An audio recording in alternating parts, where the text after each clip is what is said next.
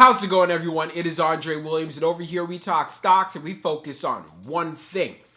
Always protect your profits. And today we're going to be talking about SNDL Sundial growers. I'm getting those messages. Dre, did you see SNDL pull back on Friday? We want to get an update video, so of course I'm going to get it out for you guys. So before we get started, of course, we got to go over the agenda. If you're new to this channel, I just want to let you know you can find timestamps down below inside the description. But if you are a shareholder or you're thinking about taking a position, I highly suggest you watch this full entire video. So the first thing we're going to be going over is the technical analysis, taking a look at the overall price action. This is key. If the market does decide to be in bearish mode, we can look and see, well, you know what, where can we take advantage of pullbacks? Where would the best areas be? And also, what are the areas you want to look out for in regards to reversal and seeing SNDL looking bullish? And then secondly, we're going to be taking a look at the order flow distribution. We want to know the inflows and as well as the outflows. We want to know, are institutions actually loading up? And then afterwards, we're going to be going on FinTel, taking a look at the short interest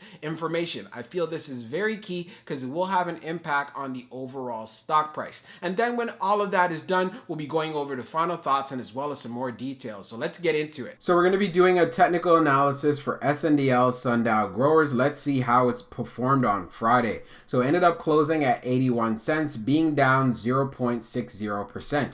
On the low, it tested 80 cents, and then on the high, testing 83 cents. When we take a look at the volume stats, as far as shares that were traded, we had 76.173 million, and as far as for the average over the past 10 trading days, it's around 96.345 million. So definitely below average, and it's part of the reasons why I'm not surprised we ended up seeing a green day. When we take a look at the indicators on our chart, we're using the 1-year daily chart. We can see from the RSI down below, it is right around 38.76, so it is in the oversold territory. One of the things we can take notice of right away, we are below the 100-day, the 21-day EMA, and also you can see right here sitting right on the 200-day, that is right at 80 cents. So what I want to be looking at, so depending on how the market conditions are actually looking, and yes, it's been quite bearish for SNDL, you guys already know, when it's in the 70-cent range, this is where I like to actually add to my position. If it starts getting into the 60s, you already know, I'm even going to add a little bit more.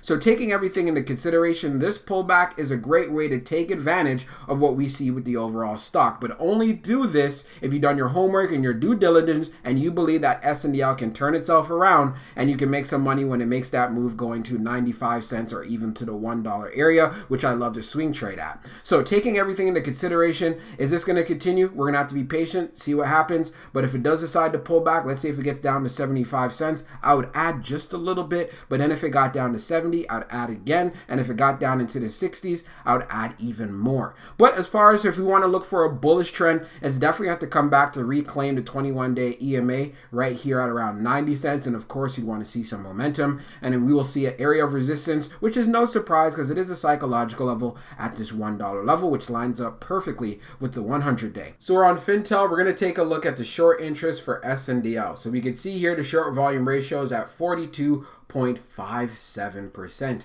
As we scroll down on the page, short shares availability is at 7.2 million, updated 3 minutes ago. And as far as for the short ball free rate, it is at 1.39%.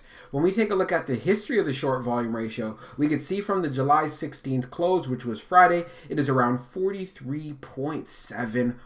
And all I have to say is, wow. When we look for stocks that have short squeeze potential, it's usually 21% or higher. And this is nearly double. But the only way a short squeeze would occur is that we'd have to have a lot of buying pressure. There'd have to be a lot of demand for SNDL shares. And that's the one thing that I want you to be aware of. So if we're not getting that, then of course we're going to continue to see downward pressure on the overall stock price. Now let's take a look at the order flow distribution for SNDL. So we can see here on the inflow, we had 18, so we had 0 on the large, 11 on the medium, and 7 on the small. As far as for the outflow, we had 19, so we had 1 on the large, 12 on the medium, 7 on the small. So not a huge difference there, but do keep in mind, when we take a look at the large scale orders in the last 5 days, we kept seeing zeros all week when we did videos, right? But now we see on July the 16th, we have negative 626.89, which means it was an outflow day on Friday, which is of no surprise because we ended up having a pullback inside of the market.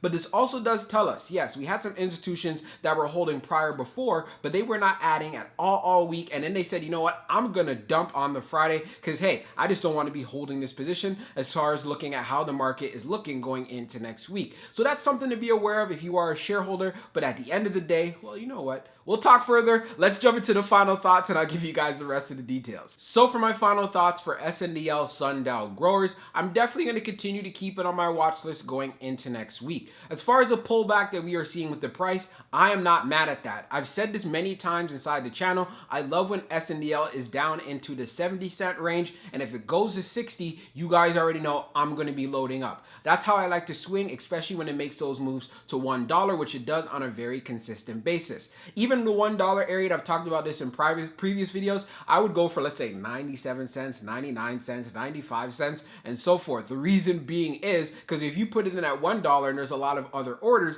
then there's a good chance your order won't get filled, especially if it ends up being a quick spike. So just a little bit of a secret that I wanted to share with you guys. So when we went on Fintel and took a look at the short interest information, I must say, the short volume ratio is well above 40%. So we tend to look for short squeeze potential being above 21% or higher, or the other situation that we tend to look at is the short borrow fees. But in this particular case, the short volume ratio is fairly high. It is double what we normally look for. So if we have a lot of buying pressure and there's a lot of demand for SNDL shares, of course we can look forward to seeing a strong move to the upside. But it also does tell us that as far as market sentiment is concerned, they're saying, you know what, this stock price needs to come down. And I want to make sure if you are a shareholder, especially if you're going along on SNDL, that you are aware of that. And if you do believe in the long-term prospects and you have high conviction, these pullbacks can present themselves as opportunities. So that is one thing that I want to make sure you guys are aware of. And as far as institutions are concerned, when we were covering the order flow, like I said, we didn't see any institutions loading up all week. And then on the Friday, we had one large order where institutions just dumped. So taking this into consideration, as far as market sentiment, combining that with the short interest, the pullback, it has been bearish for quite some time. I won't be surprised if it pulls back further, and I want to make sure you're keeping that on your radar. So I hope you guys enjoyed this video, and we'll be talking real soon.